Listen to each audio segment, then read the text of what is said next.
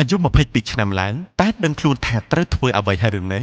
មកដល់ពេលអាយុ22ឆ្នាំអ្នកក៏បីដឹងថាមានរឿងដែលពិបាកទ្រាំ9យ៉ាងដោយសារតែអ្នកកើតមកជាមនុស្សប្រុសមិនត្រូវធ្វើជាមនុស្សប្រុសទន់ខ្សោយទេ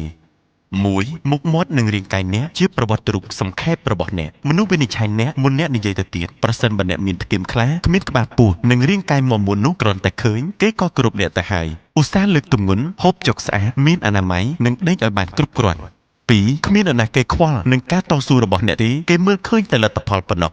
គេវិនិច្ឆ័យបរោះលើអ្វីដែលអ្នកកសាងបានមិនមែនតើអ្នកបានឆ្លងកាត់អ្វីខ្លះទេគ្មាននរណាសួរអ្នកតើពីលំបាកយ៉ាងណាគេគ្រាន់តែសួរថាតើអ្នកអាចធ្វើវាបានឬទេ 3. ពិភពលោកនេះអយុត្តិធម៌ចំពោះមនុស្សទន់ខ្សោយបើគ្មានមហិច្ឆតាទេគ្មានកម្លាំងគ្មានការត្រួតត្រាសង្គមមនុស្សផ្ដល់រង្វាន់ដល់អ្នកខ្លាំងពូកែហើយកេងប្រវ័ញ្ចអ្នកទន់ខ្សោយឬមួយអ្នកដឹកនាំគេឬមួយគេដឹកនាំអ្នក 4. អរម៉ូនតេស្តូស្តេរ៉ុនគឺជាមូលដ្ឋានគ្រឹះរបស់អ្នក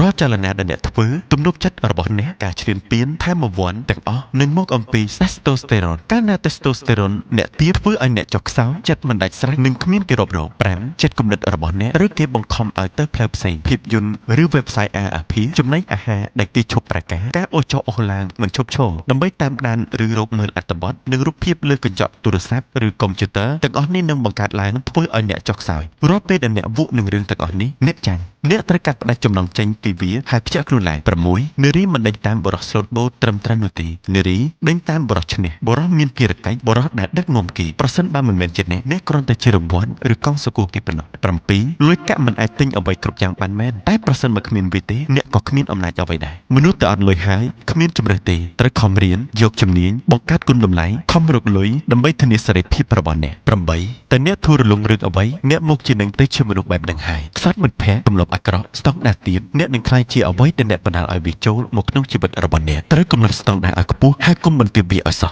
9. នៅស្រណុកស្រួលគឺជាការស្លាប់ដែលមកដល់យឺតបើជីវិតអ្នកងាយស្រួលពេកនោះអ្នកកំពុងតែស្លាប់ពីក្នុងមកហើយត្រូវរកការប្រឈមជំរុញឲ្យដល់កម្រិតនិងហ៊ានទទួលយកការឈឺចាប់គឺកន្លែងអស់នេះហើយដែលធ្វើឲ្យអ្នកបានរីកចម្រើន